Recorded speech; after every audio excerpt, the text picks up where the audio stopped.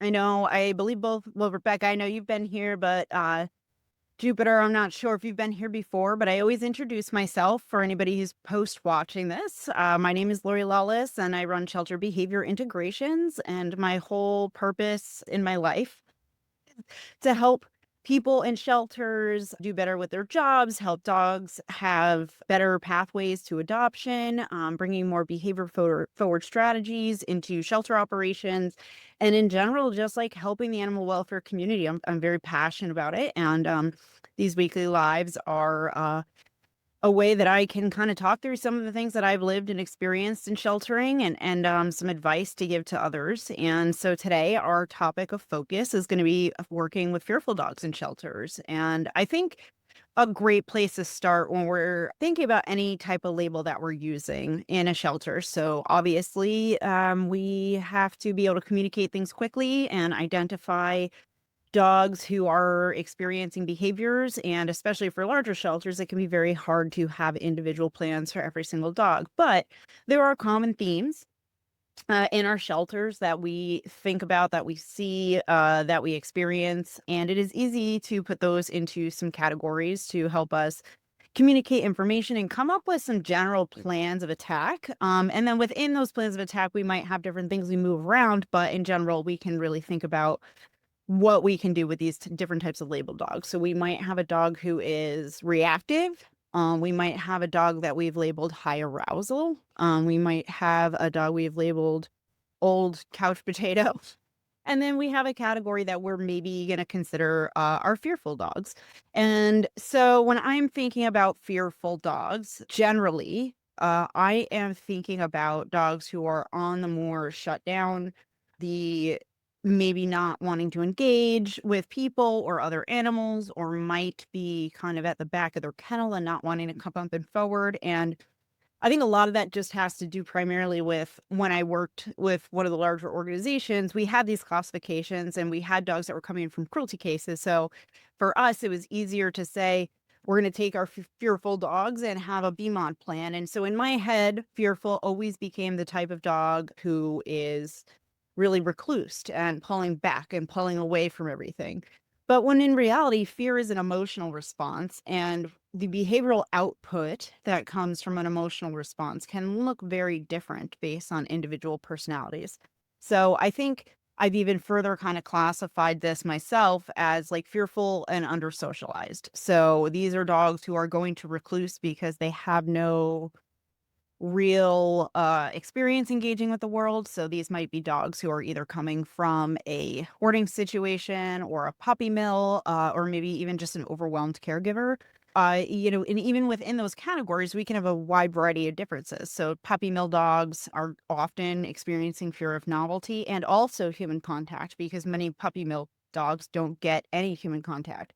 Those I feel, just based on my experience, can be sometimes some of the harder populations to work with, because if they hadn't been handled at a very young time, like the concept of humans is even sometimes something they have to learn later in life. When you have a hoarding situation, depending on what type, often, at least there's one or two caregivers, and the dogs typically, depending on the size, obviously may have access. So they may be scared of novelty, but they might still have an affiliation towards people. And it can be obviously even more so with the overwhelmed caregiver type. So like those are some of my like more extreme, what I worked with, what I considered fearful. And anything that didn't reach that level of extreme to me was not necessarily what I'd consider a fearful dog. But again, this is where labels and how we talk about things is important. So for example, I then had a dog who was from a hoarding situation. She had been socialized young, but then was in a cage for a long period of her life and was obviously very wary of people. And I remember bringing her to a boarding facility and explaining to them she was really fearful. And, that in their head probably meant, oh, she's shy, right? And so while I was on vacation, they put her out into a big yard and then couldn't get her. And then became very defensive when they tried to capture her. And it was like a whole thing. I had to get on the phone. I had to send a friend over that she knew to like get her in the yard, and there was X-Pen. So I realized in that moment, so this is probably about, I don't know, even just 5 years ago, I realized that my usage of labels didn't communicate what I meant. So I just like to kind of have that caveat there that for your own organization, it's important to kind of think about when you're utilizing labels, like what you exactly mean and having that defined somewhere. So when I'm thinking now for dogs who are in most of our shelters are not always coming from these extreme cruelty situations, I'm thinking about two different kinds of fear. Um, and I don't mean two different kinds of fear. The fear emotional piece is the same, but the output is different, right? So we do have those dogs who are going to be shy, nervous, don't want to come up to the front of the kennel, really overwhelmed with the situation. And then we're going to have dogs who are going to display their fear and emotional state as reactive at the front, showing teeth, feeling like they need to protect themselves or in survival mode. And so these two things can, on the surface, look very different, but they're actually often coming from the same place. And so these are the two different ways that it typically will manifest in our shelters. And occasionally we will kind of have a smaller third category, which is dogs who are fearful and maybe don't want space, but are also frustrated. And I have an example of a dog like that I want to talk about, because they're scared and they don't really want to access things, but they might want to access it quickly to assess if they should or shouldn't be scared. And then when they can't get access to the thing, they get frustrated, and then there's a lot of conflict that occurs internally. So those dogs can be a little bit harder to handle, to deal with, but I want to talk a little bit about that today to just give you guys an idea of like how to maybe assess and work with some of these kids. So yeah, so when we're thinking about various approaches that we can apply in shelters that incidentally end up increasing fear in our dogs who are already experiencing a lot of, fear or anxiety and stress, if we're utilizing the fear-free model, which I always advocate for because I think it gives folks a really clear guideline to follow using body language. It's a little basic, but for the general population of shelter staff and volunteers, I think it's a really great resource. So the things that we often will sometimes see is trying to put a leash or a slip lead on a dog and walking them out. So we're thinking, okay, let's get them out from the back of the kennel. And sometimes even the dogs that'll be right up at the front because they're like, I want to get out of this kennel. As soon as you get into that alleyway to get them out of the kennel space, you'll see them hit the brakes. And all of a sudden they're kind of backing up and trying to evade everything. And so this can lead sometimes to escalated fear stress. So we might see alligator rolling. We might see a dog starting to bite at the leash. We might see the dog coming to try to bite at you to like drop the leash, or even potentially try and run back into the kennel. This is clearly a method that can escalate stress very quickly. So, if we are, instead of saying, okay, why don't you go back to the kennel and I'll think of a different strategy, there are sometimes folks who will try to use what you would call like a pressure and release method with a leash. So you apply a little bit of pressure and the dog walks a few feet forward and you relieve the pressure to help guide them through and out the door. This is obviously an avoidance protocol. So the pressure being applied, they're trying to decide in their brain, is it more aversive to be like standing next to this fearful dog or this loud dog in the kennel next to me while my feet are planted? Or if I just move forward and they release the pressure, then I get to move away from the other barking dog and I get the pressure relieved off my neck, right? And so those protocols work, but they're obviously not the most welfare specific if we're trying to think about the dog and how we can help alleviate their stress. I mean, sometimes stuff happens and you just have to work with what's in front of you, but other strategies can be more helpful. The pressure point around the neck too, I think is really critical because we use slip leads a lot in shelters. I use them all the time. So I'm certainly not a never use a slip lead. I'm not necessarily using it as a training tool, but it's more of there's a lot of dogs you got to move, especially for play groups when you're just moving dogs in and out as quickly as possible. It's easy and it's often sometimes the best way to reduce frustration because you can get the dog out as fast as possible instead of trying to sit there and touch them and clip some dogs are hand sensitive or it increases their arousal and you're trying to like clip a leash onto their collar or get a harness on them, and sometimes the slip lead is actually the least stressful thing for that particular animal. But we have to be really careful about like the added pressure on the neck, especially when working with dogs who are experiencing higher levels of fear and frustration or fear and anxiety. Because we're constricting their trachea and their ability to really breathe properly. And so if you have a dog who's already experiencing stress, and then we're doing constriction around the throat, and then now they're going to feel like, oh my gosh, like their head is going into fight or flight and survival mechanisms. And that's why the function of the slip lead in that circumstance can work effectively, but it can also really backfire. So that's when you might get the alligator rolling the biting on the leash. What are some better alternative ways to really address these dogs, whether when they kind of pancake and we're like, oh, this is not a working strategy for this dog? And sometimes it's just something you have to do for the first day or two until they acclimate to the space, and then they get more confident and comfortable and they can walk, without having to use that pressure release. But what if we could think about some other ways that would take some of the stress down for that animal, and still accomplish the same goal of getting them out quickly and efficiently? So the first thing that I recommend, because it's the easiest available to you, is grab your closest dog social dog. Grab a volunteer, grab another staff member, ask them to just grab a dog, put them on leash, walk it to the front of that dog's kennel.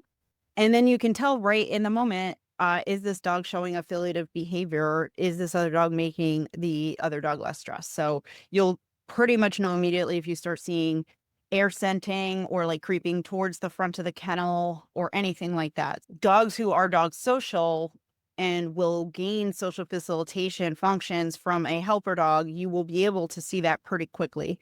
And then what you can do is use that helper dog to help walk that other dog out of the kennel and through all the other stressful parts. And they can just follow and mirror the dog in front of them. And I think where people sometimes get hung up with this is the person qualified to be doing this, or then do they have to meet? They don't have to meet. If your staff can do that, great. But you can use helper dogs and never have them have contact. Just alone having a second dog for another dog who's scared can be really helpful. That's just something to really think about in your processes is can your staff just use other dogs nearby? It's such an easy tool, and I think it's highly underutilized in shelters. The other thing that we can really think about is moving those dogs via either crates or transfer cages. So a crate, especially for smaller dogs, right? Because sometimes we go, oh, this small dog is very scared. I'm going to pick it up and carry it. If that's the method we're going to use, I want to make sure that that dog is not terrified of people. If it's a dog who doesn't mind people and you want to pick the dog up, maybe you could even do a small cloth or towel over their head to kind of drown out some of the visual. That's great. But many dogs that are smaller in shelters, and we're kind of not taking, if you wouldn't just randomly go pick up a big 60-pound dog, we shouldn't randomly go pick up small dogs because they have no control and it takes away their choice and agency. And again, that is something, if you're thinking about the 5 domains, how important agency is to all of us, including animals, non-human animals. So, can we think about like opening our hands and seeing if they come towards us and then picking them up, that kind of a thing. But a great alternative is just having some crates nearby, small, medium, and large, that you can go and grab and encourage the dog to go into the crate. And for smaller dogs, you can then put a blanket over the top and pick it up and just bring it out to the yard or even out to somewhere where the dog can be leashed and then walked. And if it's a larger dog, most shelters have carts, so you can roll the dog on a cart. And again, we throw the blanket over it. You want to make sure maybe your cart doesn't have like loud wheels. It's going to really depend on your floor surface, but there's a lot of different things out there that you can really think about. And if this dog is so scared that it's going to be really traumatizing trying to move them out of the kennel, this could be a really great option. It's definitely great for small dogs. It's definitely really good for medium-sized dogs. It gets a little harder when you have large and extra large. But there are other things that we can think about for those dogs who are a little bit bigger. What's really great is if we have a dog who's dog social and maybe they're just still too scared to walk through the shelter themselves, but a crate is a viable option.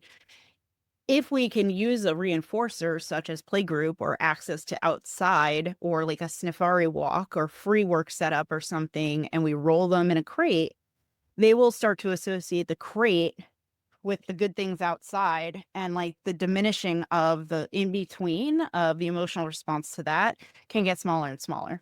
So eventually, instead of having to really like encourage and coax the dog, you might even using a little bit of body pressure initially to get them to go into the crate. Once they understand that that is their access to the things they love and the things that are stress relieving, they'll start to put themselves in, and it becomes a conditioned response basically at that point, because they know that there is something they want on the other end of it.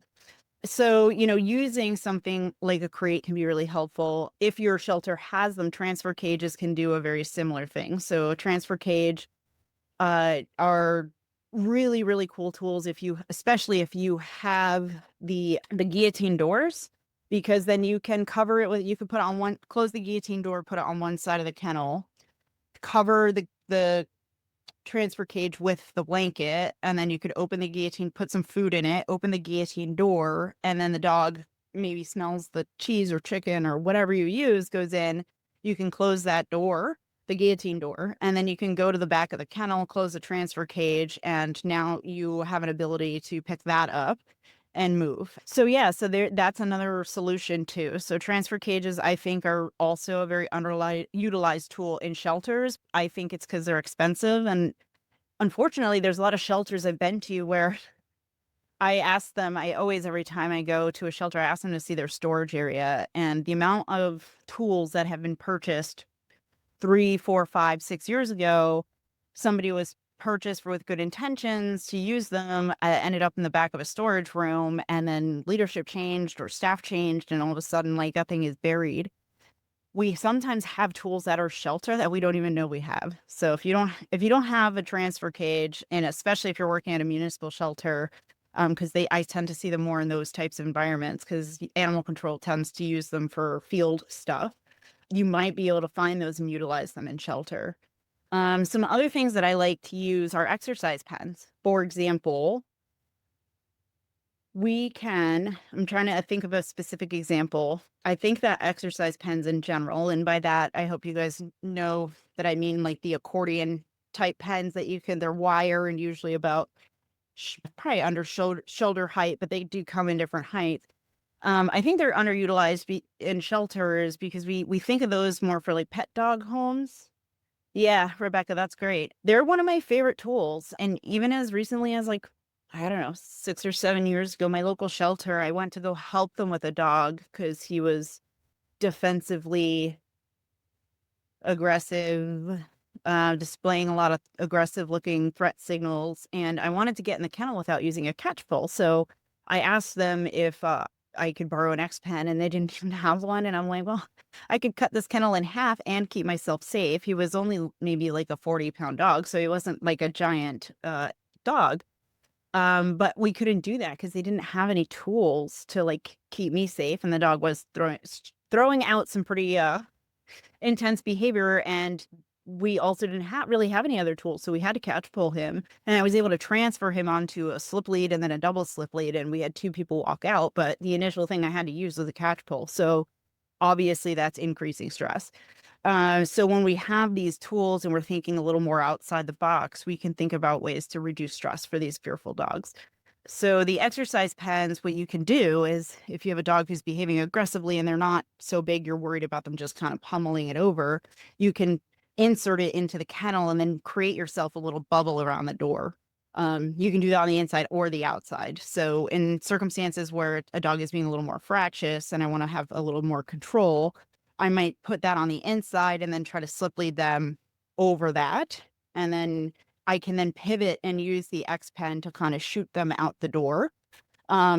With whatever setup you've got going on. An additional way that I've used it is to then actually put the X pen on if it's a dog who is showing a lot of threat display. I mean, I've kind of done both depending on who was with me. Okay, so let me back up and say it depends on who's with me, how much I trust the handlers, how safe I feel. There's a lot of things I will take into consideration. But for JD, for example, the German Shepherd, if those of you had followed that story, she was in a shelter for 6 months. Nobody had taken her out of the kennel because of her barrier reactivity, which looks ugly, very ugly. I knew that going in would probably put me more at risk because I could tell or my theory, I guess I should say. I shouldn't say I should tell. Based on some of the behavior observations I had, based on some video the one of the volunteers had sent me, I was able to I felt like a lot of her behavior appeared to be territorial of the threshold of the kennel. And so I wanted to reduce any threshold issues by having her come out versus me trying to go in. So, that is something that's a little more nuanced, but I did use an X pen and secured it very safely to the kennel next to me, and her kennel backed out to a yard, so I was able to secure it there. And I was able to get her to crawl out. And once that door was open, she was like, "Oh God, there's no barrier there." And she kind of like crawled out and then would eat some food and then like go back into her kennel, right? So that's how I could tell it's fear, right? Because if she was aggressive or wanted to cause me harm, she would have come out of that kennel and flown right at the X pen, which I had a plan for. But that's not what happened. She kind of crawled herself out and then she'd retreat back after, and it took me about 30 minutes to convince her to come all the way out so I could shut the door behind her. And then she chilled in that X pen for a bit. But, if I didn't have the X pen, again, we're thinking about control, convincing her to get in a crate. She was a big dog, using some type of control pole. And so this again is another way that we can use time and patience and thinking outside the box to use a different tool that will get us the same result of getting the dog out safely. So obviously that's a lot of troubleshooting maybe when a dog first comes in that specific scenario I just talked about. But if you have a dog who comes into your care and maybe, doesn't have a lot of experience with being walked on leash, that seems aversive to them, or maybe they're under socialized with people.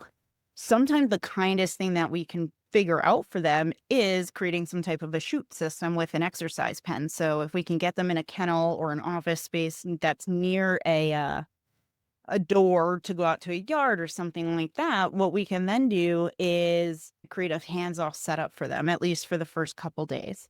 And what that's going to do is allow them to have choice and agency. You're limiting their choices, but you're still allowing them to choose if they want to leave or if they want to stay, what they want to do. You give them time. And once they get used to that routine, then what we can do is go out in the yard with them. We can show them a leash. We can start to do some classical conditioning. We can start to teach them that we're not so scary. We can start to kind of work from there, but we've established a baseline. And that's the most critical thing when we're looking at these dogs who are potentially struggling, is that we are establishing that baseline, because that's going to give us a place to start with creating some type of behavior plan or handling plan if we need to. It also allows us, when we have that baseline, to track their progress, and which is going to be really important for our dogs who are fearful. Whether that is that forward fear or the really reclusive fear. I did want to touch back on that piece, what I spoke about the dogs who kind of have a mixture of fear, frustration. These are dogs who are a little conflicted because they want to move forward to gain access to things, but they're not always comfortable with the thing they want to gain access to. So this is an example I'm thinking of. Specifically for dogs, I think we often forget in shelters too, is how sensitive dogs are to smell. And for many dogs who are fearful and nervous, sniffing is a way for them to gain access to information. And so if we have a dog who is used to being nervous or anxious, like this could even be a dog who's, I'm sure all of us have seen a dog brought in by animal control who was brought in because they were like dog at large, charging at people, like barking and wooing at them, but not actually kind of like getting to the person. Oftentimes with those types of dogs, if the person, not all the time, sometimes they will bite you, but a lot of times the person, if they get charged like that, will turn around and the dog might come up and like kind of, or turn to the side is what I would recommend, is the person might then sniff them and then back up and woo woo with them again. But it's less intense. And that's because they were able to get that access to that scent. And then they're still like working through their, like, is this person a threat, not a threat, etc. So in a shelter, if we have a dog who that's been the way that they have practiced identifying threat versus not threat in the past, and we have them at a kennel, they are now being inhibited from their first defense, their first ability to make that decision for themselves. And so if they don't have access to sniff and smell, that's going to increase all of this frustration that they're like, I just want to get to that person and like figure out if they're safe or not. Plus, we are also experiencing some of that, hard eye contact and the barking because they're also nervous. So those dogs can be a little more challenging. And my recommendation for those dogs is generally getting them out in a safe way and getting them into a larger space. So that might be a big yard, it could be a room. In the past, some things I've done is, if we have the dog secured really well, we could do like a 10 or 12-foot leash so they have a little bit of space, back tie them to the fence, whether we get the dog in the yard and then pass the leash to somebody through the fence, and then they can hold the dog back while you move out of their space, like whatever you need to do to kind of secure them. Or you go into a big yard space, put yourself behind an exercise pen and maybe near the airlock of the door so you can keep yourself safe until you figure it out. Oftentimes, you're going to see that those dogs will show you a lot more of what they mean. Are they really looking for just scent acquisition and then they want space? Do they want to like come and like assert themselves really quickly and be like, don't move? And then they want space? Or is this a dog who's going to escalate and actually does potentially want to cause harm? So like those are going to be your trickiest fearfuls in the shelter, are those ones who have the want of acquisition, but also are scared. And this is why dog trainers and consultants today versus what I was first even taught when I hired a consultant to work with my dog, Charlie, is you'd say like hand the dog a treat. Because the dog will want to acquire the food, especially if they're highly biddable and food motivated. But then when they eat the food and your hand is there and you're standing above them, can get freaked out. And a lot of people will get bit at that point. So that is why we no longer will hand dogs food directly when you're first meeting a dog, especially if they're showing some signs of fear. We want to actually toss the food to them so they form the association with you first. So lots of tidbits of information there. Rebecca's got a cool comment in here, so I just want to touch on it. We have a trio of Terrier Chihuahua mixes that we have to use an X pen to get them out and potty and back in. The owner did not use leashes and struggled with one particular with touch and handling. We were struggling with handling for her. When we have to carry and hold, she is fine, but as the initial pickup, she's submissive, urinates, cowers, tail tucks, air snaps. Yeah, Rebecca, I think that's a great time to use a small crate and just pick them up and carry them to where they need to go. And then when they are outside, after they've relieved themselves, maybe had some scent enrichment, you can kind of sit there and you can work on some of those standard, classical DSCC protocols. So desensitization, counter conditioning. So, you can practice like hand targeting, you can practice the treat retreat protocol from Suzanne Clothier. You can, and when you do that, I would also recommend you just happen to have a leash nearby. So you can kind of work on just incorporating the leash into that equation already. So the dog gets familiar with the sight of it and it not being something scary and aversive. So I think that would be something I would recommend for that. Because if you have a group of dogs who have not had that socialization, it can be really tricky. An additional thing I would maybe recommend is seeing if you have other helper dogs, because if you have 3 dogs under socialized, they're all going out together. There's Terrier in there too. So, I'm sure they're a little spicy additionally with that. It's kind of like my moose, he's like Chihuahua Dachshund. All sorts of weird behaviors that come out of that. And Bulldog, he's like Chihuahua Dachshund Bulldog. Box. He's actually 46% boxer. If any of you guys have ever seen Moose, he is primarily a boxer, which is insane.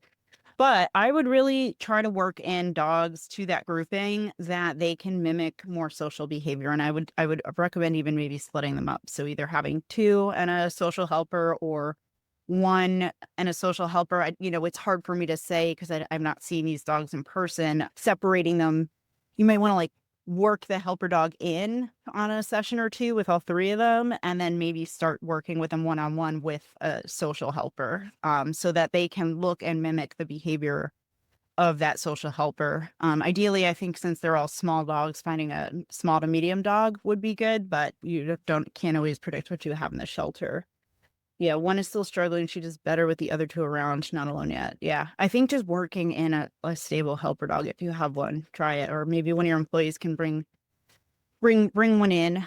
So that's definitely something I learned a lot how to do when I was working with these cruelty cases is how important, if we're just working on getting the dog out of the kennel for the first time, like, it doesn't really matter. But when we go into doing some BMOD type sessions or generalization sessions, where we're going to use a lot of mirroring and conditioning, you want to try to pick a dog who's going to support the behavior that you're hoping to achieve with them to an extent. And if you're worried about resource guarding, sometimes even having the helper dog behind an X pen while you're working with the other dogs, or sometimes the scared dogs feel more comfortable in the X pen and you pass treats through, but you're doing stuff with the helper dog and they're seeing you interacting with the helper dog. And then they're like, oh, the helper dog's getting food. I'd like food, so you can kind of dabble into that a little bit. And if you guys are curious about very specific protocols, like very nerdy behavior or step-by-step things, the ASPCA's Behavior Rehab Center, I think, has some information online about that. I don't know how much of it is public or not, but they have some really great resources for working with extreme fear cases and under socialization. So yeah, so the last thing I wanted to touch on today was when and how we might consider behavioral medication for scared dogs in the shelter. I really love that there is such a push right now to use pharmaceuticals to help alleviate stress for dogs. The shelter for many of our dogs, especially with the amount of owner surrenders we're seeing, is an extremely stressful event. And I think the world right now for us is all very stressed. Sometimes if we're under chronic stress, we're not sleeping, we're not getting adequate rest, and then that goes on for an extended period of time, that can really affect us. However, I think what's really important about this, my contingencies, and even when I worked with private clients, was establishing that baseline is really important. So whether you do that through history gathering and asking really good information from the owner, or we maybe want to establish it on their first week or whatever when they're at the shelter, we want to know kind of who this dog was before the meds were added, because then we need to know if we add medications, we will then know if they're working or helping or not. So I absolutely do advocate, especially for transport dogs who are coming off of a long truck haul or something, that maybe we do 2 to 3 days of medications to help them decompress or just, keep them calm in those first few days. This is obviously with approval from your med team and working together with them, but I do think that transition can be really helpful. But then I want to see them off of those medications mostly, unless we have a dog who's very extreme. Obviously, when I say things, most of the time they're like general guidelines. There's always going to be exceptions to everything in sheltering. It's like just the way it works. But by and large, I kind of want those dogs to have a day or two where they're just exhibiting their normal behavior. And then if we're identifying like, oh, this dog's now been on decompressed meds for 3 days and I took them off medication and now they're exhibiting like extreme signs of stress, or they're just the same way they were, etc., that's when it's like, okay, here's a flag. We may need to really either track this animal's behavior or flag it to medical so we can have a more comprehensive conversation about the needs of this particular dog. And then what's really, really critical and a misstep I think I see often in a few shelters I've been to is that we put them on the medication and we don't really have like a specific criteria of like what we're looking for the medication to do. And it shouldn't be something general like, well, hopefully it will reduce their stress. We want to have measurable things like, well, what does it mean for this particular animal if their stress is reduced? So, for example, if we have a dog who is spinning in their kennel, and we apply a medication plan, we should be collecting data daily to see if that behavior is decreasing. If it is not decreasing, then we need to think, okay, do we need to increase the medication dosage, or is this not the right medication? Are there other things that we can do, like implement additional enrichment activities, office time, etc.? Like, we should have a way to track what we're doing with the medication and if that's working or not. And I think an additional one might be for a dog who's maybe experiencing like the high arousal. So they're like paying off the kennel walls, or maybe they're, when you go to leash them, they're like biting and grabbing the leash, right? So we should be looking to see reductions in those behaviors with the addition of medications. So it's really critical that when we are thinking about something like using medications, that we're conscious that medications are still gonna make dogs all feel different. I had a dog who 50 milligrams of trazodone, she would fall apart, and she'd be worrisome and lethargic and increasing and didn't, she just wasn't a trazodone dog. So there are dogs will have paradoxical effects. There are drugs that are much safer than other drugs. I'm not a veterinarian, but the side effects are lessened. But yeah, there's a lot of different medications that can also cause varying behaviors as a result. And it's still impacting the dog psychologically too, because if they don't feel good, the medication doesn't make them feel good, they may become more defensive or they may become more stressed. So it's really, really important that we're tracking that. So working with your medical team and building that relationship is going to be really important because they need to understand on your end, this is the behavior I was hoping to see, and we're seeing the opposite, or we're not seeing enough of the decrease, et cetera. And from their end, if you're like, can't we just add more trazodone or more gabapentin, right? Like there needs to be a shared knowledge between those two departments and a way that you guys can conversate. I think one of the biggest challenges in sheltering, is that sometimes we're like in our own little departments and our lingo loops are totally different verbiage. And it's not that we don't want and aren't saying the same thing. Sometimes we're just like communicating about it very differently, and that can lead to some issues. So really putting that effort into to have protocols and plans. And then the next step is obviously like we're thinking about the adoption. What's the strategy for pulling the dog off of the meds? Did this dog come in with a history of stress and anxiety? And that's why the dog was being surrendered, because we know if they were put on medications here and then we send them home and they take them off those medications, they're likely to see that stress and anxiety in the new home. Like our best predictor of behavior is, or of future behavior is previous behavior. So are there situations where now that the dog's been surrendered to us and we recognize there's a history of separation anxiety that's extended for years in this previous home, can we get that dog on to a long stay medication and help support that dog's anxiety, which it's had from previous life to our life now, and then into that home? And then how do we talk about that during the adoption process with a potential adopter? And what does post-adoption support look like for that dog? So, again, it's so good that in sheltering, it's been 16, 17 years now since I've gotten into sheltering, and like we didn't even have behavior departments unless you worked at like the ASPCA or like San Francisco. And here we are less than 2 decades later, and we're using things to help reduce stress in dogs. But it means that so much of this is still so new to sheltering and animal welfare. And so it means that we don't have everything just right just yet. But from a behavioral perspective, and even from working with private clients, like I know that the baseline is important, the tracking is important, and then the plan.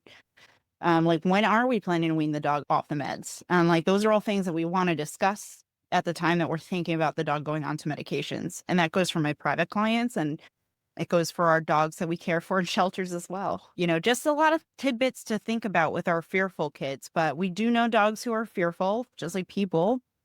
We've got our fight or flight response kicking in. There's a lot of physiological things that can happen. We know in shelter that in general, like when you're stressed, you don't sleep as well. And shelters are also hard for animals to get sleep in because they sleep 16 to 18 hours a day typically. The older they are and the younger they are, it's more. The adolescents, it's less, but it's still, if we're open for 8 hours a day, and most dogs usually they're sleepers that will sleep overnight, but they usually take midday naps. So like my dogs are conked out right now. They will be for a couple hours.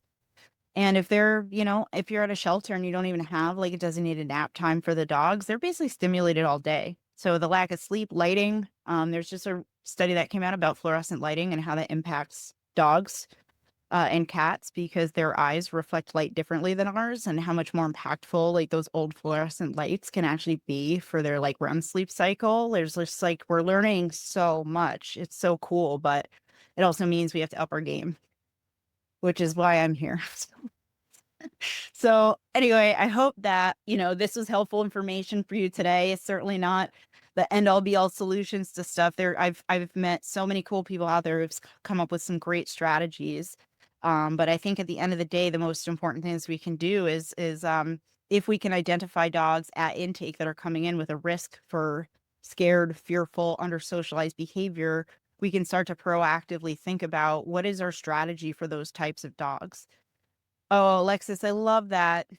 They swapped all their lighting in the animal areas to more natural full spectrum lighting. It's so, so amazing.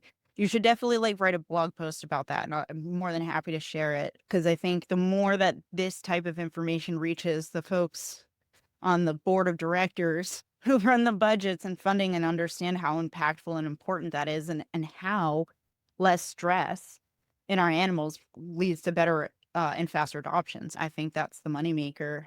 Yeah, look into that to swap for our shelter too. Yeah, for sure. You know who does a really good job of this too is I just had Tom Candy here from the UK. And my goodness, Dogs Trust is so far ahead and so much. And they do so many different things, just both environmentally, like physically with the building structure and everything. You know, if I ever get over to the UK, it will take a lot of video. Tom has actually also offered to send me some videos of their kennel setups. The kennels don't look too different, but it's the way they structure their daily routines.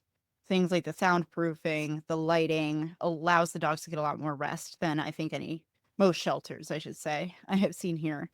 Awesome. Okay, so if we can acknowledge the dog that is coming in is going to be at risk, we can make proactive plans. How can we mitigate it? I mean, thinking about just if we have a dog with a history of being under socialized or fearful, can we put that dog in a quieter space? Can we have an office opened up for like daytime relaxation? Is there a quieter area, like a separate room they can go into? We can think about maybe having them closest to the door so that we can get them to exit quickly, acknowledging that that might mean more dogs are going to pass by them. So if they're social with other dogs, that's probably a good thing. If they're not, not a good thing. So we're taking those things into account and thinking about that kennel placement. And we're thinking about, again, for movement purposes, crates, X-pens, helper dogs, etc. And thinking about those things and having your team prepared ahead of time can be really helpful. And the more that you share these types of tools with your team, the more they start problem solving themselves, which is also helpful. So what can your shelter do during that intake process to try to identify these things? So we know that sometimes in intakes, the person is under stress. We know that in shelters, we have our internal knowledge and words that sometimes don't mean anything to people on the outside. So I'm thinking, people say like, oh, my dog's really protective of their food, and we would call that resource guarding. So we want to make sure that our intake staff is trained on how to talk to people like people as normal people. So some things that would make sense is like, how does your dog behave when you bring them to somewhere new? Like just open-ended question. Like if you were to bring your dog to the coffee shop, what would that look like? And then just listen to the response. And if they're like, oh, it might take them a few minutes to warm up, but then they'll say hi to everybody. Like that's giving us good information. It means the dog might be scared at first, but is resilient. And then eventually we'll go up and investigate. Or they're gonna be like, that would be a disaster. And we're like, okay, why? So just asking them really basic stuff. And like a good one too is thinking about analogies. So I was trying to think of a fun one, which is like, let's see, if your dog walked into a party, would they be like Jack Black, or Cillian Murphy? And if you don't get those references, I'm sorry, but those are two celebrities I could think of that, Jack Black is kind of like your wild party animal, and Cillian Murphy is always kind of like looking very sarcastically at people like, what did you just say? No, I'm going to be over here. So, having a reference point, depending on who you're talking to, can also be very helpful to just open the conversation up, make them feel comfortable. We're not leaving them with yes and no questions. Has your dog bitten anybody? Or, I mean, that's a very important question to ask. So I shouldn't say that. Has your dog shown resource guarding before? Or, those are things that like we need to know in the shelter, but it doesn't mean we have to ask it in that way. And I think a really great way to think about training and teaching your staff, my original, like probably what made me so good as a behavior consultant when I got into working with dogs, is I went to school for journalism. So I learned 15,000 different ways to ask people questions to get the information I was looking for, and not in like a manipulative way. It's just making people feel comfortable that they can share that information with you. And it's a skill that you have to work on and develop. So, that is one of the things that I really love to teach folks. And there's plenty of folks out there that can also teach that. But asking the right questions in the right way is a skill. And sometimes I flop too, but doesn't mean can't try. Anyway, those are my thoughts and ideas for today. I'm so happy to be back, and I will be traveling next week again. So there won't be a Lawless off leash or a Lawless live next week. But on Monday, I am gonna be having a really awesome woman I met at Animal Care Expo who teaches animal shelters how to write grants. So she is going to come on Monday on Lawless Off Leash to discuss, how your shelters and how to help you figure out how to apply for grants to help with behavior, like for your behavior programs. She is phenomenal. She's a wonderful person. I really enjoyed meeting her and talking to her. She's very passionate about what she does. So I highly encourage, if you haven't signed up, to do so. If you can't make Monday, I will be posting it on the website following our talk. But I'm really excited to talk to her, and I'm hoping to do more work with her so she can help me figure out how I can help shelters, because that's always my goal. So I hope you guys have a wonderful day, and I will see you guys in 2 weeks from now on the next Laurie Live. Hopefully, I will be in my office by that time frame.